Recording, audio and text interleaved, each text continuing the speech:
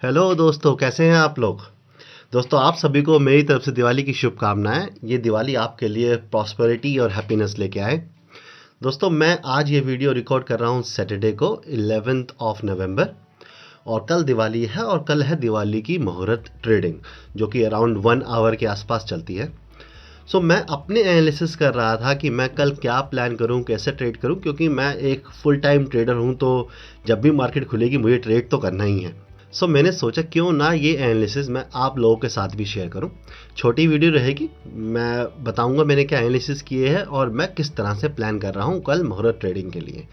चलिए, ज़्यादा समय व्यर्थ नहीं करते हैं, चलते हैं स्क्रीन पर और देखते हैं कि कल हम कैसे ट्रेडिंग कर सकते हैं। देखिए दोस्तों, मैंने यहाँ पर ये डेटा तैयार किया है पिछले 5 साल का।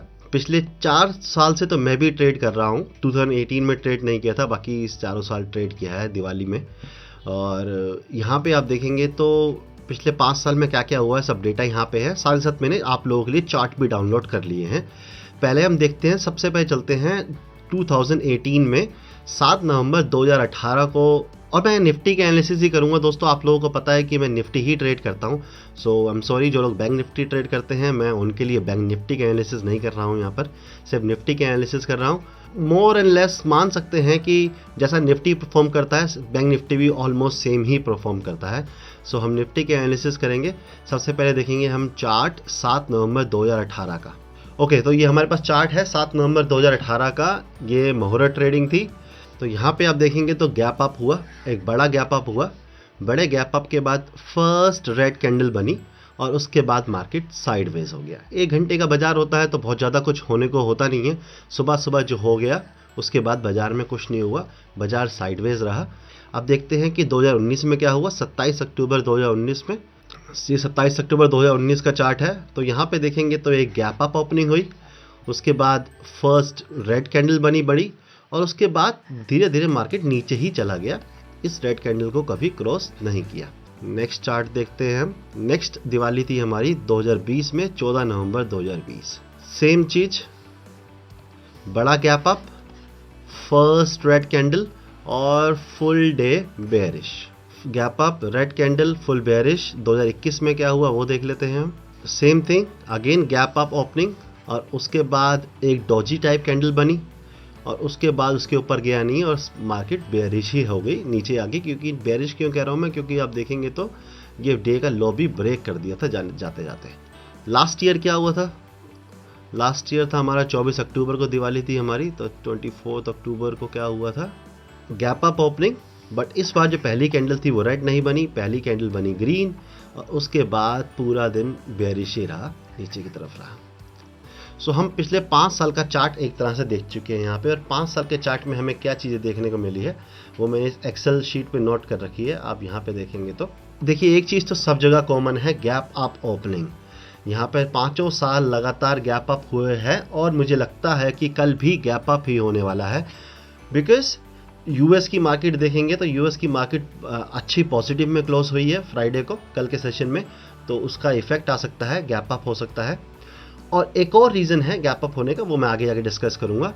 और मैक्सिमम टाइम पहली कैंडल रेड बनी है या डोजी बनी है। एक बार लास्ट ईयर बस ग्रीन बनी है, बाकी मैक्सिमम टाइम डोजी या रेड टाइप की कैंडल बनी है।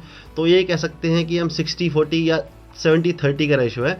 70% चांसेस है, प्रोबेबिलिटी है कि रेड कैंडल ही बन सकती है। और बनने के चांसेस अब ज़्यादा हो गए हैं, क्योंकि 3 रेड बनी थी, डोजी बनी, ग्रीन बनी, अब रेड कंटिन्यू हो सकती है। डेज कैसे रहे हैं, डेज साइडवेज टू बेयरिश या फुल बेयरिश रहे हैं। कोई भी एक भी बुलिश डे नहीं मिला है हमें पिछले 5 साल के अंदर।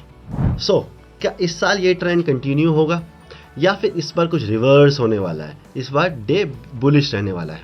वी नेवर नो, हमें कल ही पता चलेगा। वो कोई भी मार्केट को प्रेडिक्ट तो कर नहीं सकता कि कल क्या होने वाला है, क्या नहीं होने वाला है।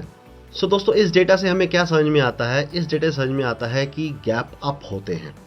गैप अप होने के रीज़न मैं यहाँ पे बताना चाहूँ आपको, तो वो है सेंटीमेंटल। क्योंकि आप लोग सब जानते हैं कि दिवाली पे लोग खरीदना पसंद करते हैं।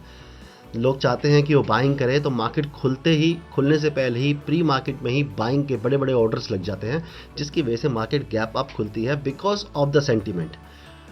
ऑल्दो गैप अप खुलने के बाद मार्केट नीचे आ रही है, बट नीचे कभी अपने जो पुराने डे के हाई या पुराने डे के लो को नहीं तोड़ रही है। थोड़ा सा नीचे आ रही है, ज़्यादा नीचे भी नहीं आ रही है। अब ये नीचे क्यों आती है, क्यों बेयरिश हो रहे हैं डे? दिवाली है ना, सेंटीमेंट तो पॉजिटिव है, सबको खरीदना ही खरीदना है, तो क्यों नहीं कि ऊपर की साइड बुलिश ट्रेंड कर जाती मार्केट। दोस्तों उसका भी रीज़न सिंपल है। देखिए जो दिवाली पे एक आम आदमी होता है ना, एक नौकरी पेशा आदमी होता है, वो आदमी खरीदता है, वो बाइंग करता है क्योंकि उसे लगता है कि शुभ है खरीदना। लेकिन जो एक बिजनेसमैन होता है वो सेलिंग करता है। मार्केट में आदमी खरीदने जाता है तो कोई उसे बेच रहा होता है। लोग गोल्ड खरीदते हैं तो ज्वेलरी शॉप वाले गोल्ड बेच रहे होते हैं, वो बिजनेसमैन होते हैं। लोग बम पटाखे सजावट की चीज़ें खरीदते हैं तो जो शॉप डाल के बैठे हैं वो बेच रहे होते हैं। लोग घरों की सफाई पेंटिंग वगैरह कराते हैं तो पेंट कंपनीज अपना पेंट बेच रही होती है।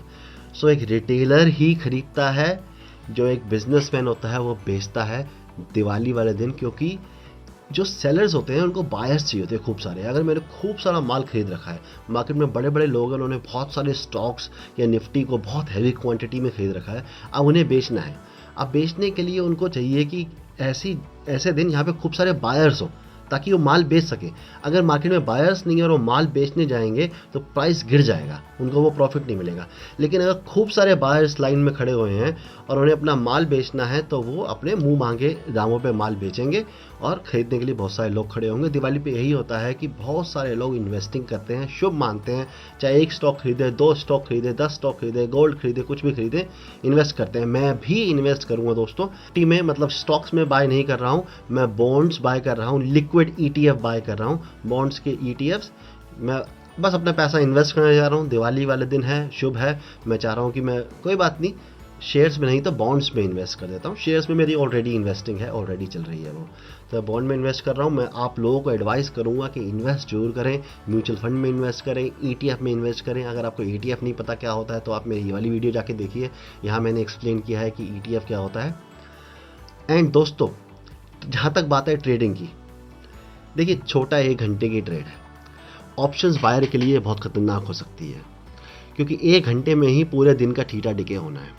अब ये मान लीजिए, सोच समझ के ट्रेड लीजिएगा और कम क्वांटिटी से ट्रेड लीजिएगा। मंडे फुल मार्केट खुलेगी, फुल डे मार्केट चलेगी, हमारे पास पूरे 6-6.25 घंटे रहेंगे ट्रेड करने के लिए मार्केट को। कल कोई आखिरी दिन नहीं है और छोटे स्टॉप लॉस के साथ छोटी क्वांटिटी में ट्रेड कीजिएगा। मैं अपना स्टॉप लॉस डिसाइड कर चुका हूँ 0.25%। 0.25% कितना हो गया? अगर मेरे पास 10 लाख रुपए है तो मेरा स्टॉप लॉस है 2,500 रुपये का, कल 2,500 रुपये का सिर्फ। और यही मैं आप लोगों को एडवाइस करूंगा, 0.5% से ज़्यादा का लॉस मत लीजिएगा। मंडे है, मंडे फुल अपनी कैपेसिटी से प्लान करेंगे, छोटी ट्रेड करेंगे। मेरा प्लान क्या है? मेरा प्लान बहुत सिंपल है, मैं ज़्यादा कुछ करने वाला हुई नहीं। अगर मुझे सुबह सुबह ग्रीन कैंडल मिल गई 5 मिनट की, मैं उसके हाई को सेल कर दूंगा, सी ही सेल करूंगा। मैं ऑप्शन बाय नहीं, ऑप्शन सेल ही करूंगा, सी ही सेल करूंगा, क्योंकि ऑप्शन बाय करने के लिए इतना टाइम ही नहीं है ना कि मोमेंटम का वेट कर सकूं। मुझे तो चाहिए कि 1 घंटे के अंदर ठीटा डिकी हो, मार्केट कहीं जाए ना जाए, मेरे पैसे बन जाए, मुझे प्रीमियम मिल जाए। तो अगर फर्स्ट ग्रीन कैंडल मिलती है और उसका हाई अगर नहीं क्रॉस हो रहा है तो मैं उस कैंडल पर सेल कर दूंगा और बैठ जाऊंगा ऊपर, उस ग्रीन कैंडल के थोड़ा सा ऊपर स्टॉप लॉस लगा के। अगर पहली रेड कैंडल बनती है तो मैं पुट सेल कर दूंगा और उस रेड कैंडल के नीचे का स्टॉप लॉस लगा दूंगा, बट पुट साइड में क्वांटिटी और कम कर लूंगा, क्योंकि जो पिछले 5 साल का ट्रेंड है वो डाउनवर्ड है। तो हो सकता है इस साल ट्रेंड चेंज हो, बट फिर भी मैं ट्रेंड को वैल्यू दूंगा, कॉन्ट्रा ट्रेड लूंगा। अगर रेड बनेगी तो मैं पुट सेल करूंगा आधी क्वांटिटी में, अगर ग्रीन कैंडल बनेगी तो मैं कॉल सेल करूंगा फुल क्वांटिटी अगेन मेरी नॉर्मल क्वांटिटी से आधी ही होगी वो। अगर मैं 1000 क्वांटिटी में ट्रेड करता हूं तो मैं 400 या 500 क्वांटिटी में ट्रेड करूंगा सी, या 200 या 250, 200 या 300 क्वांटिटी में सेल करूंगा पी। कॉन्ट्रा ट्रेड लेने वाला हूं मैं कल, और इतना ही है। 1 घंटे की ट्रेडिंग रहेगी। एक बार को मार्केट जिस तरफ निकल गई ना, मतलब फर्स्ट कैंडल के बाद जिस तरफ मार्केट चली पूरा दिन उसी तरफ चलती जाएगी। ये पिछले कुछ सालों का डेटा कहता है। रिवर्सल के चांस बहुत कम है। अगर आपका स्टॉप लॉस हिट हो रहा है तो बार बार ट्रेड मत प्लान करना, कोई फ़ायदा नहीं है, नुकसान होगा बिना मतलब में। एक बार ट्राई करना, छोटा स्टॉप लॉस रखना। दिवाली का दिन है, ज़्यादा नुकसान हो गया तो मूड ख़राब होगा, घर फैमिली का भी मूड ख़राब होगा। अच्छी बात है, छोटा स्टॉप लॉस हुआ जो हमें फ़र्क ही नहीं पड़ता, उतना नुकसान हो गया, हमें कोई दिक्कत नहीं है। हमने दिवाली पे मार्केट में पैसा दे दिया, खुशी खुशी दिवाली निकल जाएगी हमारी। तो दोस्तों आज के लिए इतना ही। Thank you so much for your time. Again investing जरूर करना, ये इंपॉर्टेंट है। एक स्टॉक लो, 2 स्टॉक लो, 10 स्टॉक लो, म्यूचुअल फंड लो, ETF लो, किसी में भी इन्वेस्ट करो, इन्वेस्ट जरूर करना। Once again happy Diwali to everyone. Thank you so much for your time. Tata, bye bye.